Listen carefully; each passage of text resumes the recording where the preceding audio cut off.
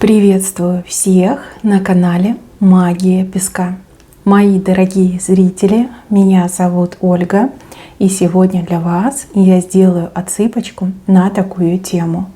Чего вы не ждете, но это точно с вами случится. Загадайте, пожалуйста, на себя, загадайте, пожалуйста, свои временные рамки, и пусть нужная и важная информация вас, мои дорогие, обязательно найдет.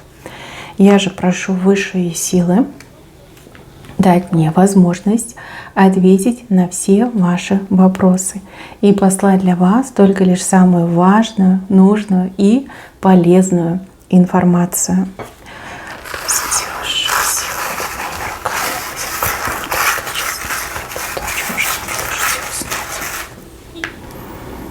Ох, ничего себе!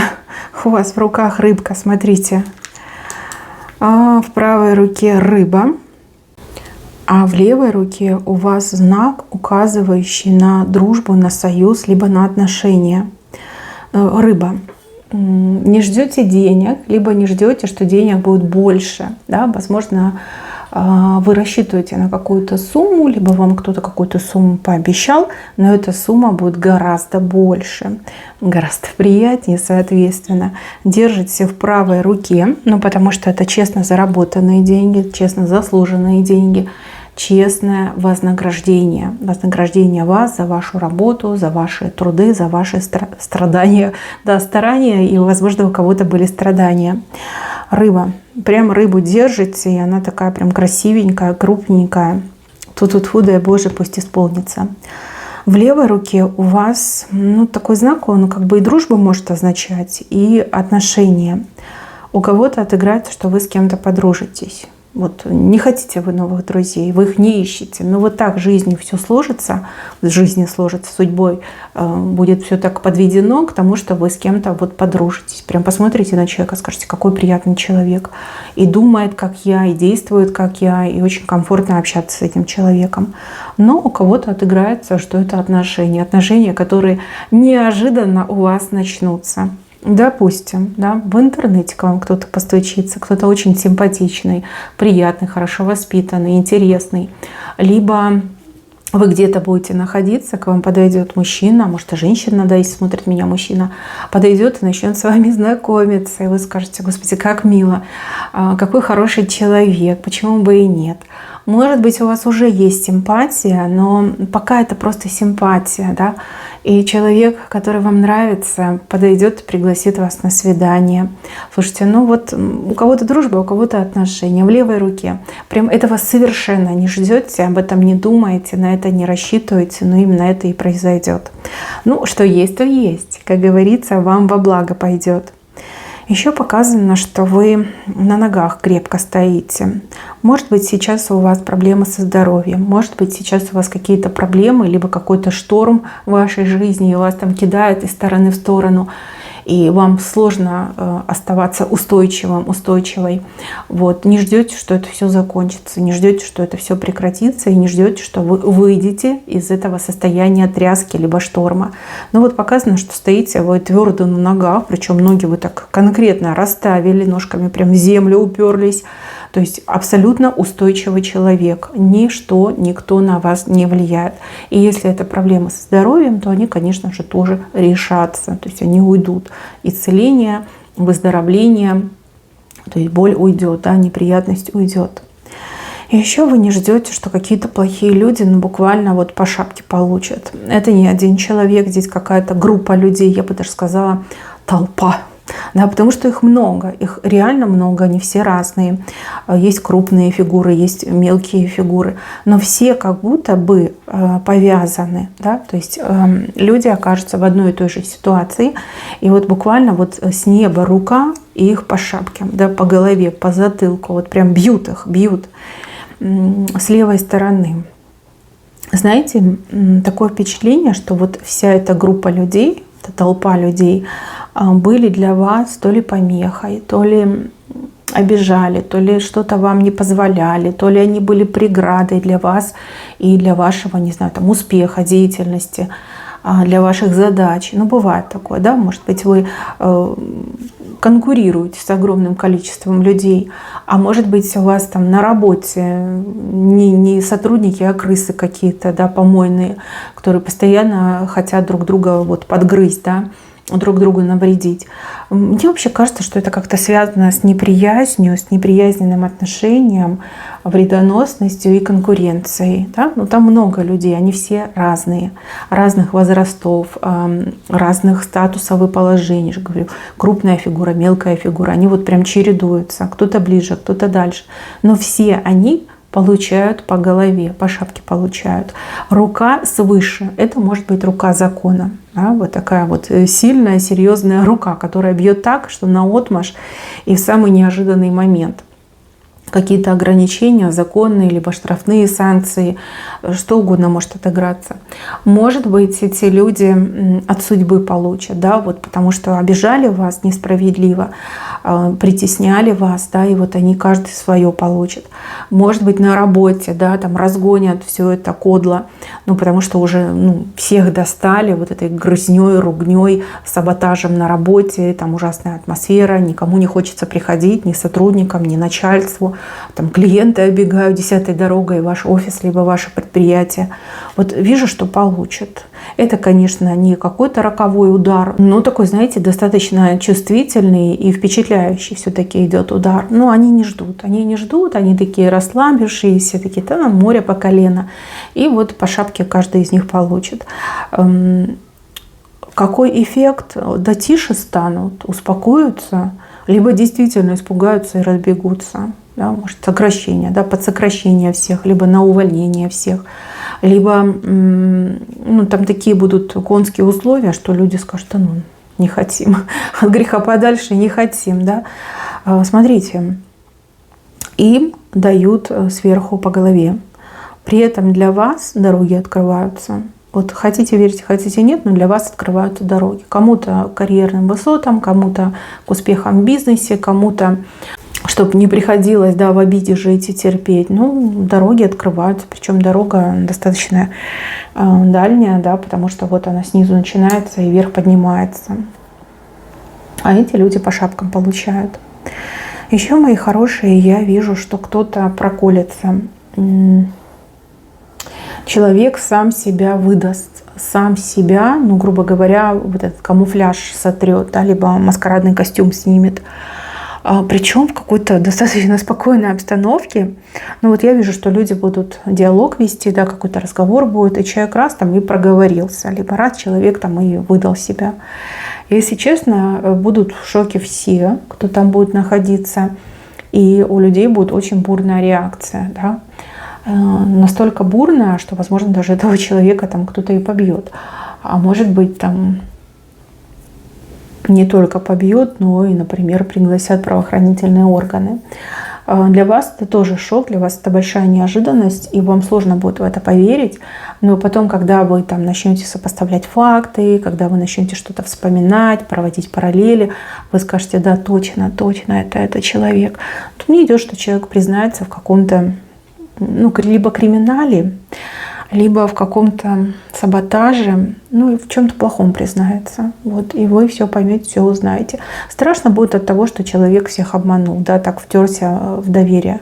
Но с другой стороны, хорошо, что все раскрылось, да, это ведь самое главное, что этот человек и ответит, и прекратит, да, вот, представлять собой эту опасность и угрозу. Дальше, мои хорошие. Мужчина неожиданно, буквально вот как ему предлагают лестницу. Говорят, хочешь, залазь. Залазь. Лестница для тебя. Лестница невысокая, но вполне себе приемлемая. Скорее всего, какие-то изменения в работе, в деятельности, в бизнесе. И также, возможно, шанс будут предлагать помощь, чтобы преодолеть какие-то проблемы, либо выйти из какого-то финансового затруднения. Вот. Мужчина такой довольный будет, прям будет ходить, как лампочка светиться. Лестница, да, вот как будто бы с неба ему падает лестница. Либо кто-то высокопоставленный протянет дружескую руку помощи, да, скажет, я тебе помогу, да, давай немножечко тебя приподниму. Возможно, вашими усилиями Может быть, вы с кем-то говорили, допустим, вы жена, у вас муж, и у мужа там какая-то проблема в жизни. Вы с кем-то общались, и вы говорили, что вот такая вот беда-горюшка, да, помощи нет, не знаем, как справиться. А человек за вас взял и словечко замолвил, хотя вам ничего не обещал. И вот эта лестничка спустится. Ну, что есть, то есть. Главное, что во благо мужчине, во благо и вам, его женщине, либо его маме. Да, такой вот прям необычный знак. И еще вы совершенно не ждете, что у вас какие-то рычаги влияния, воздействия появятся. Здесь как два рычага, не знаю, как это, вперед или тормоз. Вы на кого-то сможете влиять, либо вы на какую-то ситуацию сможете влиять. У кого-то даже получится, что все от вас будет зависеть.